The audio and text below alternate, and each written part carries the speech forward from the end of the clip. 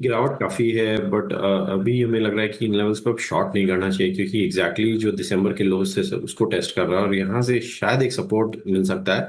तो जिनके पास शॉर्ट है वो बने रह सकते हैं, फ्रेश शॉर्ट की सलाह नहीं है। जो जिनके पास शॉर्ट है, स्टॉप लॉस ट्रेल करके 1670 के करीब रखे। नीचे में शायद ये 1580 तक के लेवल्स दिखा सकता है।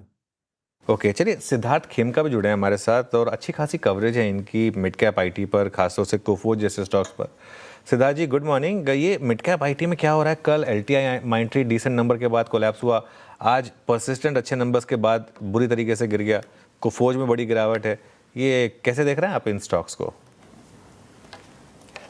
गुड मॉर्निंग अनुज। देखिए, ओवरऑल अगर आप देखें तो मिड कैप आईटी में नंबर्स इनलाइन है, मगर ये इनलाइन नंबर्स पसंद नहीं आ रहे हैं, क्योंकि जो कोर इशू जो मार्केट फेस कर रहा है आज वो है यूएस और यूरोप के बीच में जो टैरिफ वॉर छिड़ने की बात हो रही है। तो ये दोनों की मार्केट्स हैं इंडियन आईटी सर्विसेज कंपनीज के लिए। तो ये एक जो ट्रिगर हो सकता है कि अगर बहुत ज़्यादा उम्मीद से बेटर नंबर आते तो शायद मुझे लगता है कि इन स्टॉक्स में थोड़ी सी स्टेबिलिटी होती। बट जो इनलाइन नंबर्स है उसको देखते हुए और स्टॉक्स जो है ऑलरेडी, अगर आप परसिस्टेंट की बात करें तो मुझे लगता है पिछले एक महीने में ऑलमोस्ट 9 to 10% चला है। तो थोड़ा प्रॉफिट बुकिंग देखने को मिल रहा है और मुझे लग रहा है तो थोड़ा सा कंसर्न है यूएस यूरोप इकोनॉमिक ग्रोथ को लेकर, जो टैरिफ वॉर को लेकर। इसके वजह से हमें लग रहा है कि थोड़ा सा यहाँ पर despite good results profit booking देखने को मिल रही है।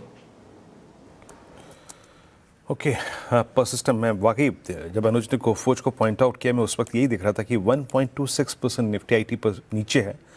कौन स्पॉन्सर कर रहा है? एक बात है, देखिएगा कोफोर्ज को इटसेल्फ अगर आप देखें तो ये मेरे ख्याल से 7 अक्टूबर के बाद सबसे लोवेस्ट ट्रैजेक्टरी है। और इटसेल्फ आज की कैंडल एक क्लासिकल इन्वर्टेड फ्लैग, बहुत ही बेयरिश पैटर्न होती है। वो ये देखिए, मैं थोड़ा सा टाइम यहाँ पे काट रहा हूँ क्योंकि बाजार हायर लेवल्स पर टिक नहीं रहा। तो खामखा अगर आप देखें लॉन्ग ट्रेड्स पे इंडल्ज अभी नहीं होंगे। आप एलटीआई माइंट्री को देखिए, कोलैप्स होता हुआ टेस्टिंग 100 डेमा और एलटीआई माइंट्री में, और पेन है परसिस्टेंट को देखिए टेस्टिंग 100 डेमा। तो एम्फेसिस मिड कैप आईटी में टेस्ट वायलेटिंग 200 डेमा। आई मीन तो आईटी में पेन विजिबल है। बड़े medium term averages, longer term averages जो हैं मिड कैप आईटी वायलेट कर रहा था। आपको याद होगा मैंने सुबह पल से बताया था कि शॉर्ट्स बने थे मिड कैप आईटी में, और एक इट्स मिड कैप आईटी जो कि इस वक्त पेन में है। निफ्टी एक बार फिर से 25,200 के नीचे आता हुआ, और निफ्टी बैंक भी नहीं टिक पाया हाई लेवल्स पे।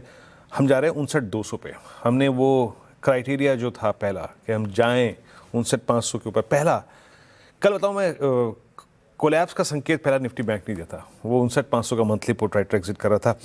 मानस ने इनफैक्ट ये प्रश्न मैं लूँगा सचिन आपसे। सचिन, किसी बैंकिंग स्टॉक फ्यूचर में जस्ट मैं इस बात को देखते हुए कि कल निफ्टी ने अपना 200 डेमा टेस्ट किया, निफ्टी बैंक स्टिल एट 50 डेमा, एक दो बड़े एवरेजेस के बीच का डाइवर्जेंस, अब कौन पाटेगा कौन भरेगा मेरे को नहीं मालूम, but any thoughts on any banking stock future to go short?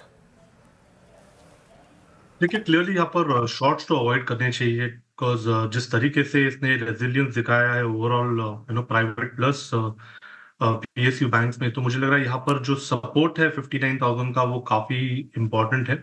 And कहीं पर भी डेली वीकली चार्ट्स पे एग्जॉशन के साइंस नहीं है। बैंक निफ्टी में कंसोलिडेशन जरूर यहाँ पर नजर आ रहा है, बट मेजर रिवर्सल साइंस नहीं है। तो यहाँ पर मेरी सलाह तो होगी कि इनफैक्ट थोड़े से कॉन्ट्रा लॉन्ग्स कंसिडर किए जाए। आईसीआईसीआई बैंक का आपने थोड़ी देर पहले जिक्र किया था, मुझे लग रहा है एक अच्छा सपोर्ट बेस यहाँ पर है 1350 के आसपास। तो आई थिंक ये फाइनल अगर डिक्लाइन मिल जाती है 100 पॉइंट की निफ्टी पे, तो यहाँ पर आईसीआईसीआई बैंक एक प्रेफर्ड चॉइस होगा। Second in line would be HDFC bank and SBI. चलिए एक काम